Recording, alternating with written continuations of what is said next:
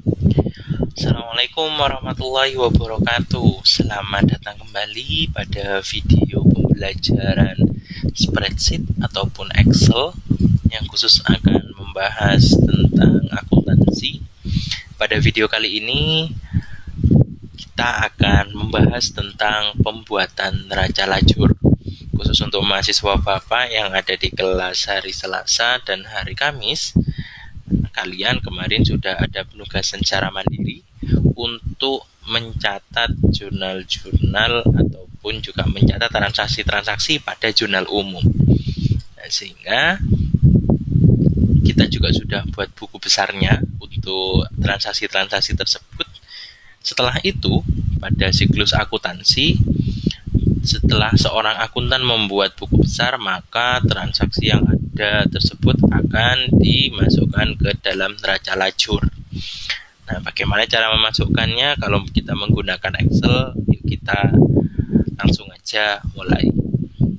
Nah, untuk awal neraca lajur itu terdiri dari, untuk lajurnya, lajur pertama itu untuk saldo awal, kemudian lajur yang kedua, debit kredit ini untuk transaksi jurnal umum, kemudian ada neraca saldo sebelum penyesuaian, kemudian ini hanya jurnal penyesuaian, kemudian yang selanjutnya adalah neraca saldo setelah penyesuaian.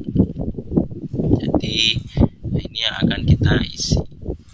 Nah, mohon maaf tampilannya kecil, tapi semoga tulisannya terbaca. Langsung ya, untuk yang pertama, untuk saldo awal. Cara untuk memasukkan saldo awal sangatlah mudah. Kalian bisa melakukan copy paste. Jadi kalian bisa langsung copy paste ke dalam, nah, seperti ini. Kalian langsung bisa copy paste, kemudian nanti hasilnya juga sama seperti yang sudah kalian buat di neraca saldo. Atau kalau cara yang lain, kalian bisa menggunakan, kita menghubungkan, kita ngelingkan. Jadi ini kita menggunakan tanda sama dengan kita menghubungkan ke neraca saldo, kepada data-data di neraca saldo. Ini untuk aset lancar. Kemudian kalau sudah, nah, langsung kita gunakan otomatisasi. Sehingga kalau sudah terisi seperti ini, kita tarik ke bawah, misalkan melihat kas sudah sesuai, kemudian bank exit sudah sesuai, piutang usaha, kemudian persediaan. Kalau dirasa dari sampling nilainya ini sudah benar, kalian bisa langsung melakukan otomatisasi. Sangat mudah kan? Jadi kalian tinggal melakukan copy paste atau juga bisa menghubungkan. Kemudian yang kedua, untuk transaksi yang ada di jurnal umum. Nah, kita kembali lagi ke jurnal umum. Jurnal umum itu yang kalian catat, misalkan di sini tanggal 1 Maret persediaan, utang usaha, piutang, pendapatan jasa, perlengkapan kantor, bank exit, piutang usaha. Nah, kalau ini kita masukkan sebenarnya neraca lajur, misalkan untuk kas, ini adalah total yang ada di transaksi yang telah berjalan. Jadi sama halnya seperti yang sudah muncul di buku besar ya. Jadi kalau buku besar, nah, totalnya sebenarnya ini dari tanggal, untuk kas tanggal 6, 12, 12. Sebenarnya ini ya, ini akan kita munculkan, yaitu totalnya 30, 4, 6, 4, 7, 50 untuk debit. Sedangkan untuk kredit yaitu 14, 290, 550. Nah, kalau kita lihat, padahal dari transaksi tersebut, yang pertama tanggalnya tidak berurutan dari tanggal 6, 12, 12, 14. Jadi ada jangka waktu perusahaan tidak mendapatkan kas. Itu yang pertama. Kalau urut seperti ini, kalian tinggal menjumlahkan saja dan bisa memasukkan ke dalam neraca lajur. Kalau misalkan seperti ini, seperti bank exit, transaksi tanggal 3 ada saldo keluar, transaksi tanggal 5 ada saldo masuk, transaksi tanggal 7 ada saldo keluar, tanggal 8 transaksi saldo keluar, kemudian tanggal 14 transaksi di di tanggal 14 ada transaksi 14 juta sekian. Nah, kalau seperti ini bagaimana? Padahal yang kita inginkan adalah kita memasukkan dari transaksi-transaksi ini kita masukkan ke dalam neraca lajur. Nah, caranya adalah seperti ini. Jelas yang pertama adalah kita ingin memasukkan keseluruhan angka-angka yang tercatat di dalam transaksi. Misalkan kas tadi ada tanggal 6, ada tanggal 12, ada tanggal 14. Nah, jelas kita tadi yang pertama ingin menjumlahkan seluruh debit yang ada di kas pada jurnal transaksi.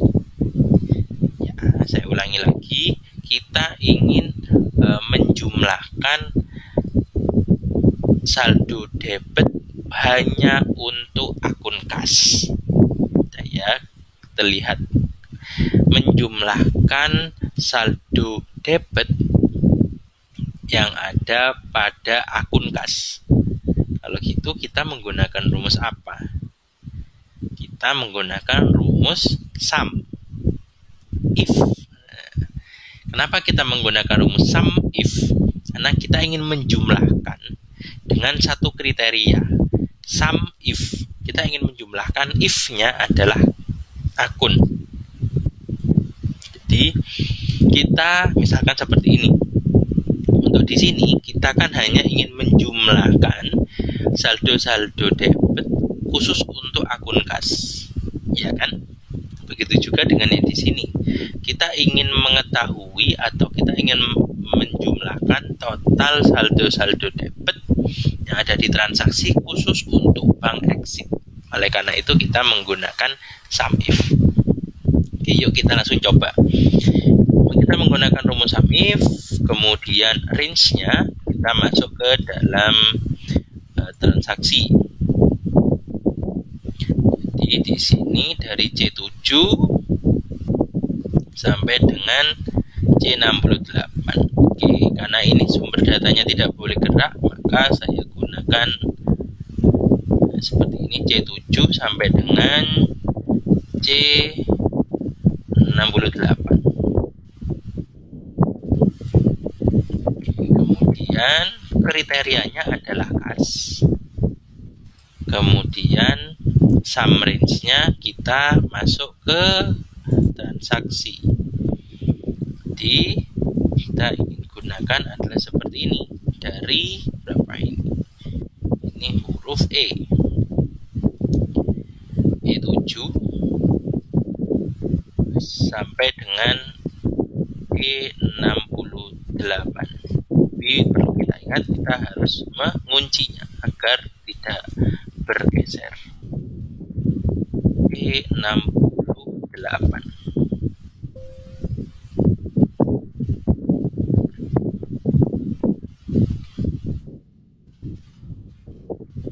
Nah, kita muncul hasilnya. Kita menggunakan rumus sum if transaksi, atau ini adalah keterangan yang ada di dalam transaksi. Dari keterangan itu kita lihat di C7 sampai C68. Kemudian neraca lajur B5 atau kriterianya kita ngambil kas. Kemudian transaksi E7 sampai dengan E68, yaitu nilai debit yang ada di dalam transaksi. Oke, atau istilahnya kalau kita meminta bantuan Excel, saya minta tolong dijumlahkan data-data yang ada di debit if-nya khusus untuk transaksi-transaksi yang tercatat sebagai akun kas yang ada di dalam transaksi ini. Jadi saya minta tolong dong jumlahkan transaksi yang memiliki keterangannya adalah akun di transaksi tadi di debitnya. Ketemu 30, 4, 6, 4, 7, 50. Kalau kita lihat nilai ini sama halnya dengan tadi. Nah, jadi Excel itu akan melihat, oh ini ada kas, ada kas, ada kas, ada kas, ada kas, ada kas. Nah, kemudian dilihat nih debitnya, oh debitnya ada segini.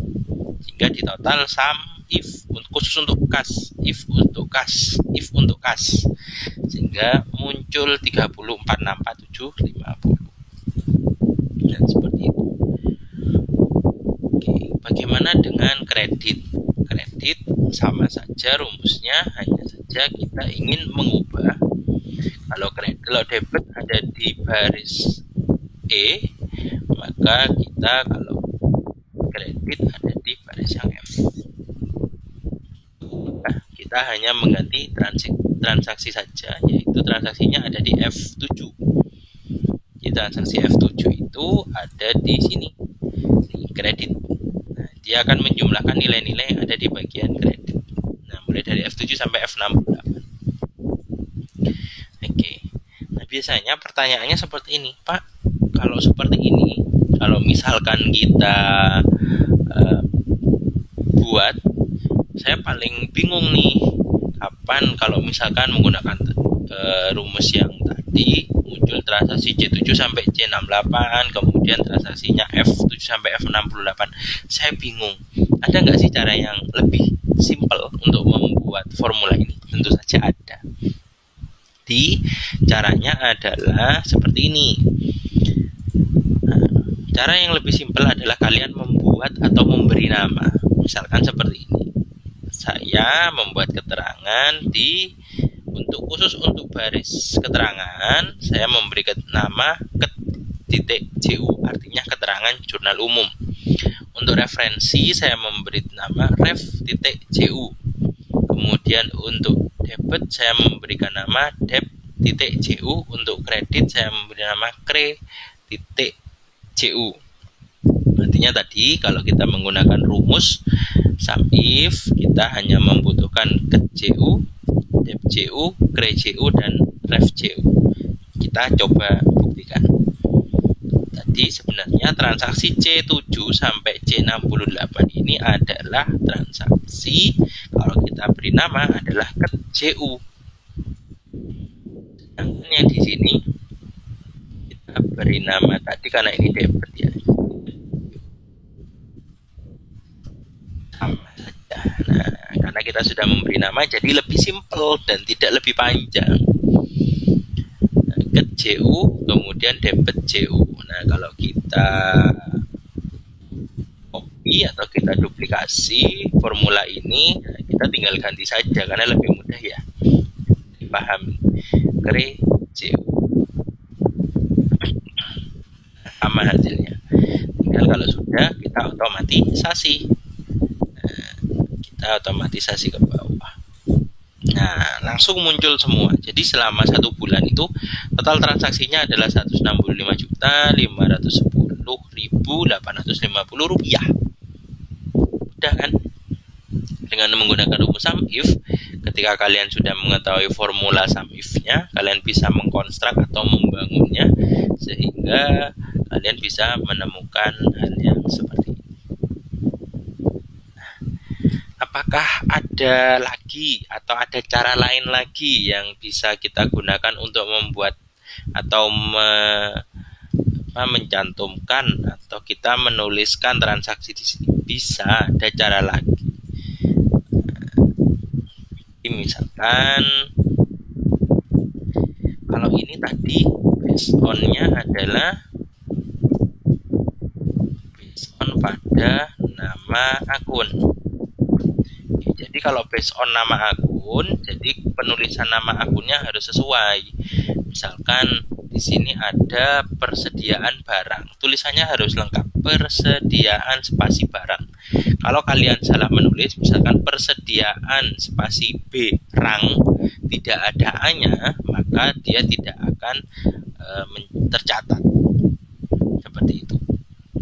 Cara yang kedua nantinya Bapak akan menggunakan based on-nya pada apa? Nomor akun. Kalau based on nomor akun, ini nomor-nomor akunnya. Jadi kita nanti menggunakan di sini. Caranya sama. Kalau tadi rumusnya kan seperti ini ya. Tadi rumusnya seperti ini. Kalau tadi kita berdasarkan keterangan, maka kita sekarang berdasarkan nomor akun. Tadi nomor akun sudah Bapak beri nama ref.cu. Kemudian ingat di sini ini mereverse pada kotak yang warna biru, sama-sama warna birunya. Karena tadi kita berdasarkan nama atau keterangan, maka kita sekarang menggunakan nomor akun. Ya, berarti nomor akun ada di neraca lajur yang A4. Kita ganti di sini menjadi A4 jika bergeser. Nah, maka kalau sudah ref di sini menggunakan ref JU atau nomor akun, maka di sini juga harus di neraca lajur A4. Ya, oke, tidak masalah. Nah, setelah ini muncul hasilnya sama 30, 464, 750 sama, bank exit sama, 19, 491 sama. Jadi intinya mau menggunakan based on nama akun atau nomor akun itu sudah sudah sesuai dengan apa yang kalian pilih. Kalian mau memilih nomor akun atau menggunakan nama akun, silahkan dipilih salah satu yang sesuai dengan yang kalian pahami dan kalian mudah menerapkan. Sama, kita menggunakan ref JU, kemudian neraca lajurnya jangan lupa kita pindah ke nomor akun. Kalau sudah hasilnya sama persis. Oke, tinggal jumlahkan.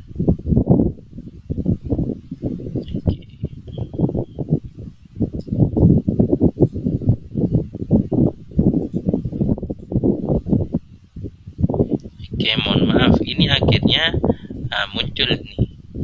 Ini ada, ya mari kita lihat. Ternyata kalau menggunakan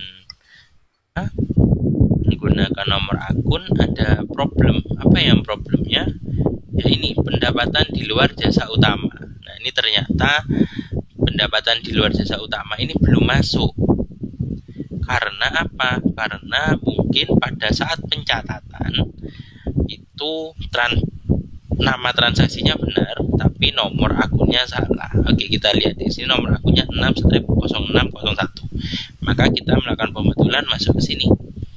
Pendapatan di luar jasa utama. Nah, benar saja bahwa di sini tercatat 6/0600. Harusnya di sini 0601. Ketika sudah kita edit, maka muncul lagi 06. Oh, masih ada lagi 9675,650. Ya, kita masuk lagi ke transaksi lain. Ya, kita cari dulu 6. Ada lagi kah?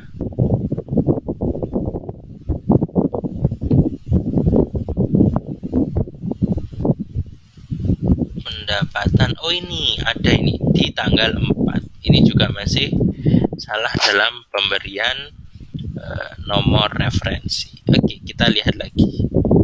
Ternyata sudah benar.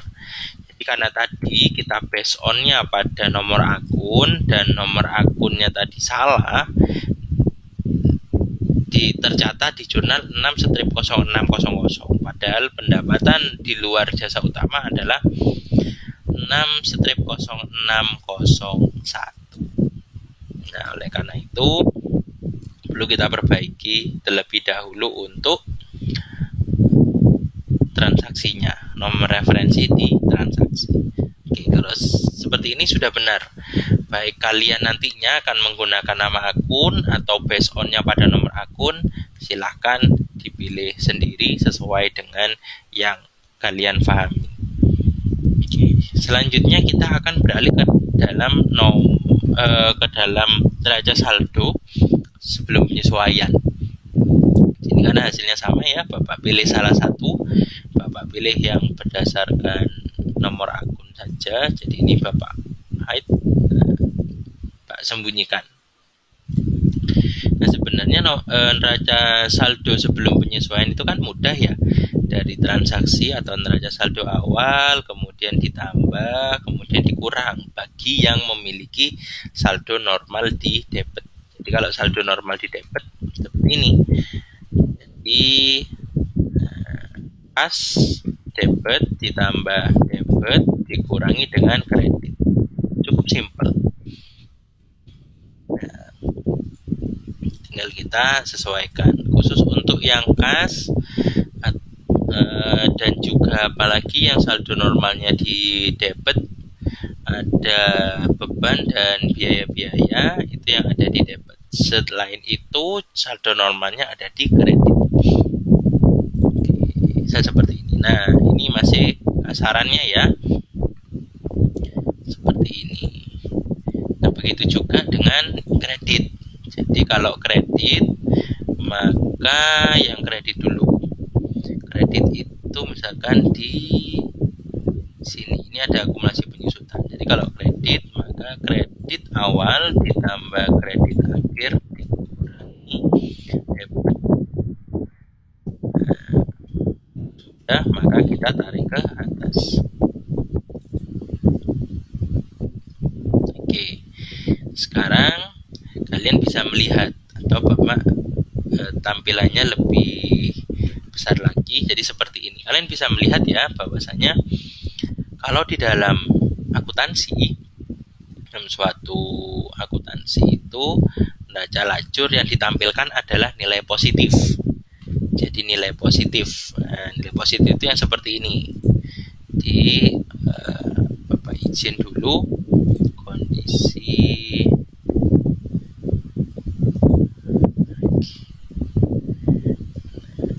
Jadi yang ditampilkan itu yang seperti ini ya.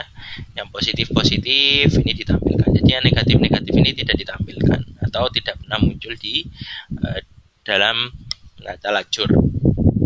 Nah, kalau gitu, misalkan segini, kalian Bapak punya angka minus 1, 0, dan 1. Nah, ini kan kita sebut ya negatif. Yang di sini netral. Yang di sini angka positif. Kemudian seperti dalam suatu notasi matematika,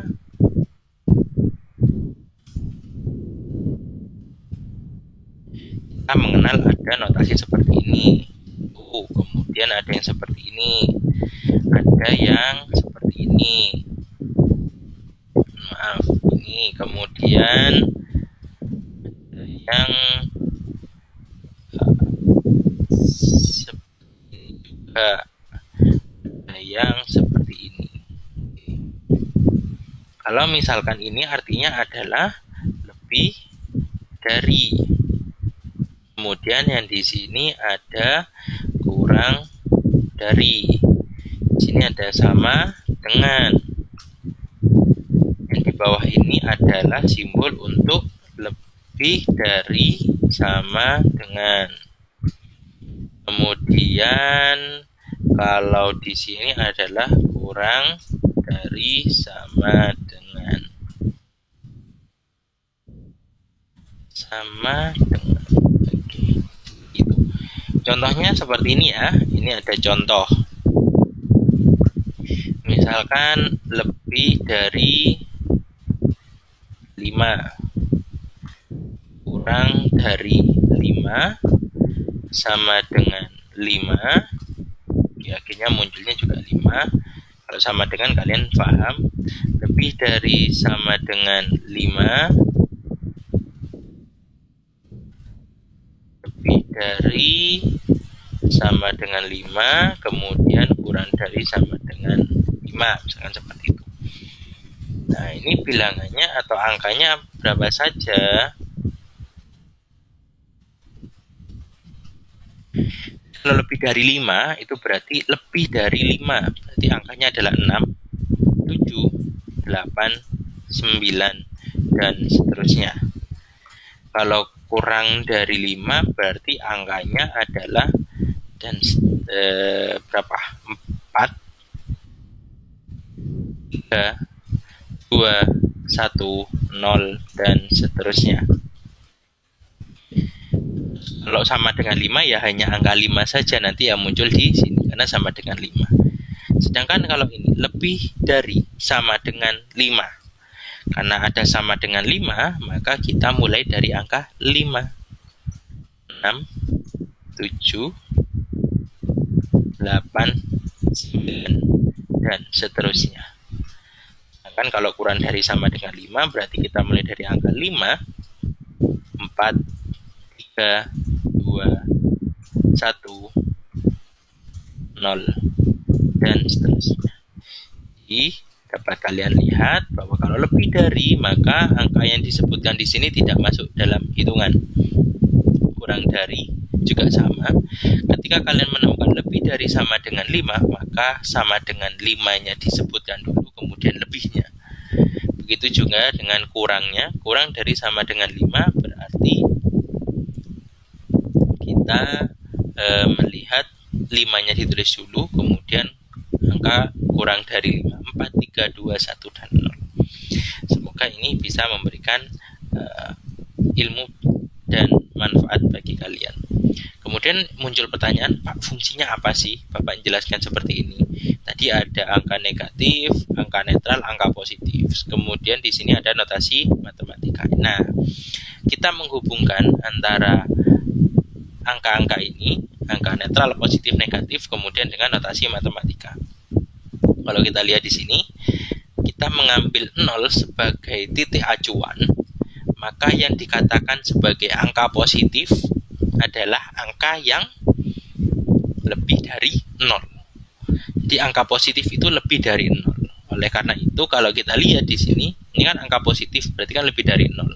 Ini juga positif lebih dari 0, di sini juga positif lebih dari 0. Maka kita menggunakan rumus seperti ini. If, kenapa kita pakai if? Karena kita ingin angka-angka yang negatif-negatif ini tidak muncul. If C5 ditambah G5 dikurangi H5 ini, ya, karena nilainya positif berarti kan lebih dari 0, maka lebih dari 0. Jika total antara ini, dan ini, C5 ditambah G5 dikurangi H5 kurang dari 0, C5 ditambah G5 dikurangi H5 lebih dari 0, berarti artinya bilangan positif, maka yang dilakukan adalah jumlahkan. Kalau tidak, kalau ternyata hasil C5, G5 dikurangi H5 itu kurang dari 0, maka ditulis angka 0.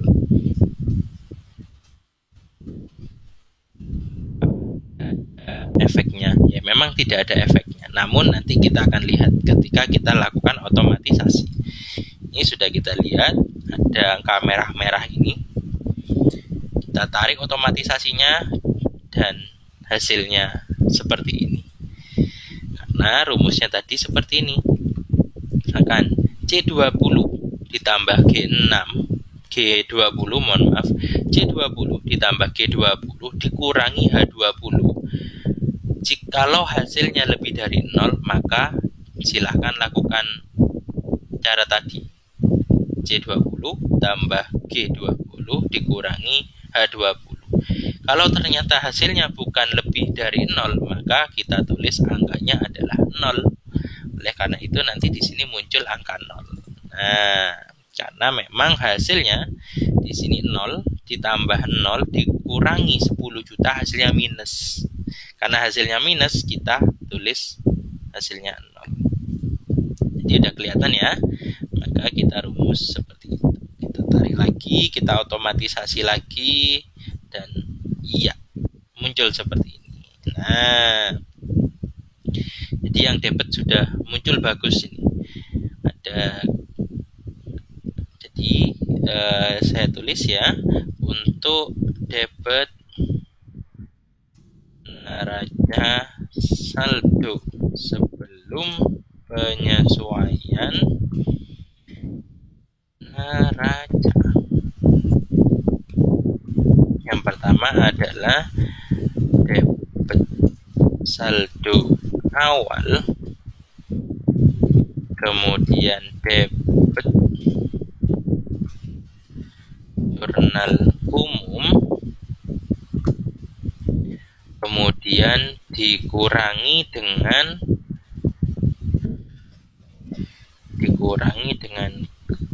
kredit jurnal umum.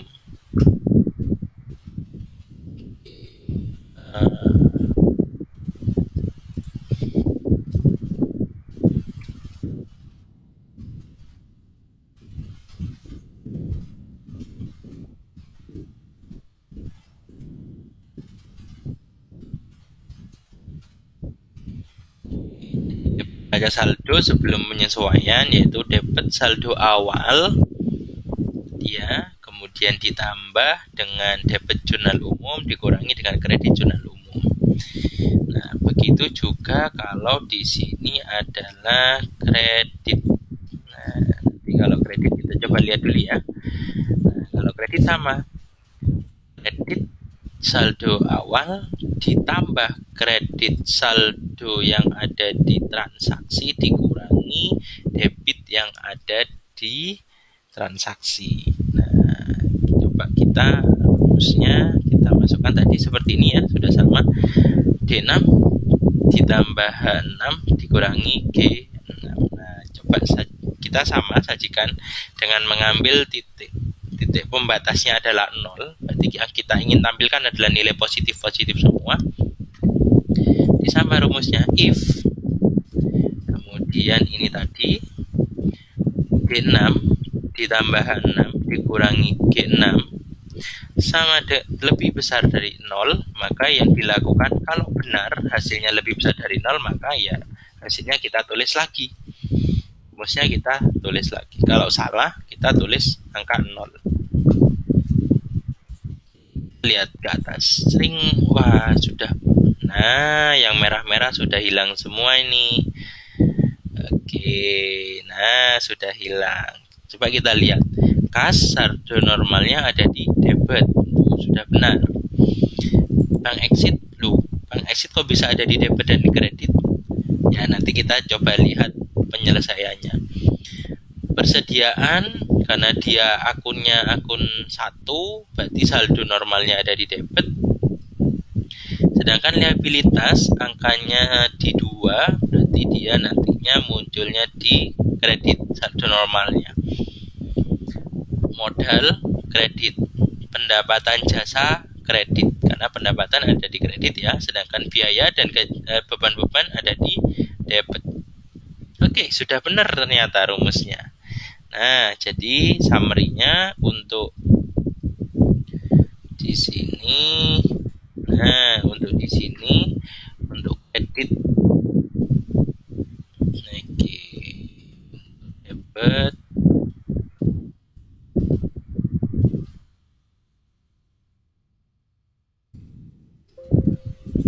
Oke, jadi untuk rumus kredit di neraca saldo sebelum penyesuaian adalah kredit di saldo awal ditambah kredit di jurnal umum dikurangi dengan debit di jurnal umum.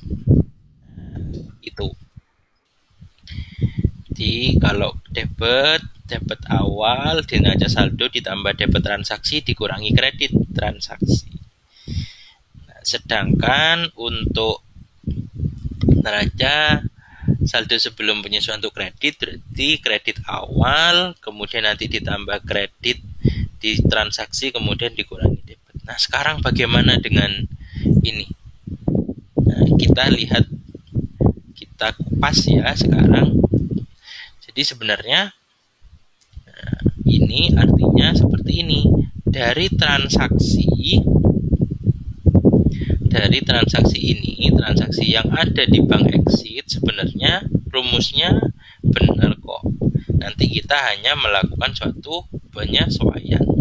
Sebenarnya dari transaksi di bank exit pada bulan Mei itu ternyata penerimaannya lebih rendah dibandingkan pengeluaran.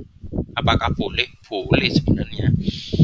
Kalau kita punya tabungan misalkan 1 juta, kemudian kita nambahi tabungan 200.000, kemudian kita ngambil 600.000, boleh atau enggak? Boleh, karena di dalam bank kan sebenarnya total saldonya kita adalah 1.200.000 ya, kemudian diambil 600.000, tinggal 600.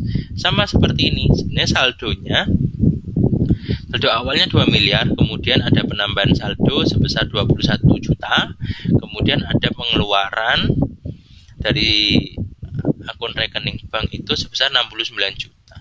Oh, berarti artinya kalau kita lihat bahwa nantinya nilai dari bank exit ini akan mengalami penurunan dari saldo awalnya. Kita ngambilnya lebih dari 21 juta boleh selama saldo awalnya masih ada. kalau seperti ini bagaimana? Nah, kita lihat ya, kita masuk lagi ke rumusnya tadi. Untuk rumusnya berarti seperti ini.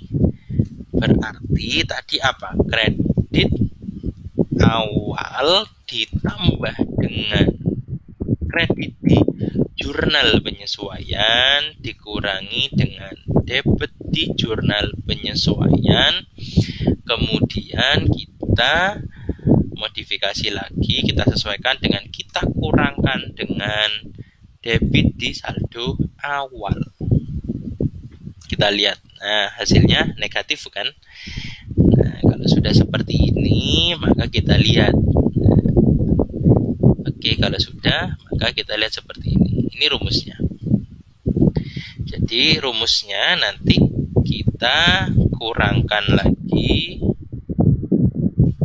dengan debit yang ada di saldo awal. Nah, kalau begitu nanti untuk yang debit juga sama. Kita kurangkan dengan kredit yang ada di saldo awal.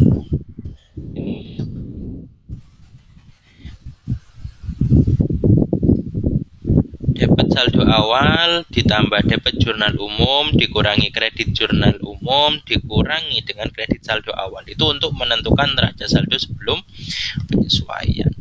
Jadi Bapak highlight dulu. Jadi kalau ditambah nanti warnanya biru atau hijau. Kemudian kalau dikurang nanti warnanya merah. Ini juga sama, Bapak highlight. Kemudian nanti di sini kalau dijumlah itu warnanya hijau, kalau dikurangi warnanya merah.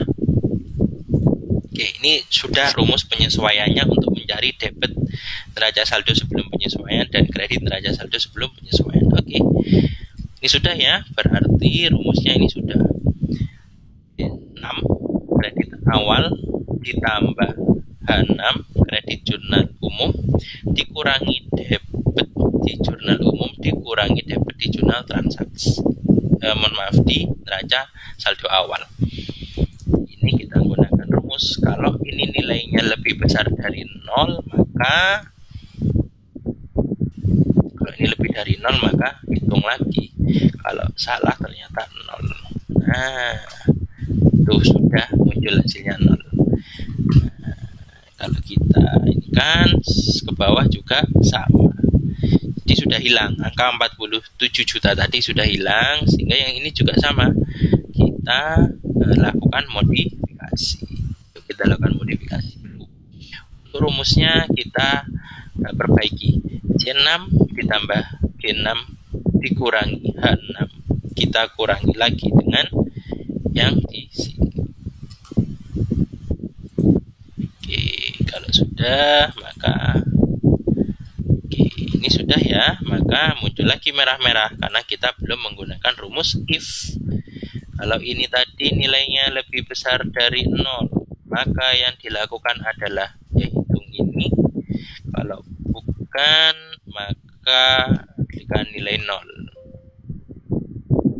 Oh, ini nilainya belum ya. Oke. Nah, kalau sudah seperti ini. Nah, sudah muncul.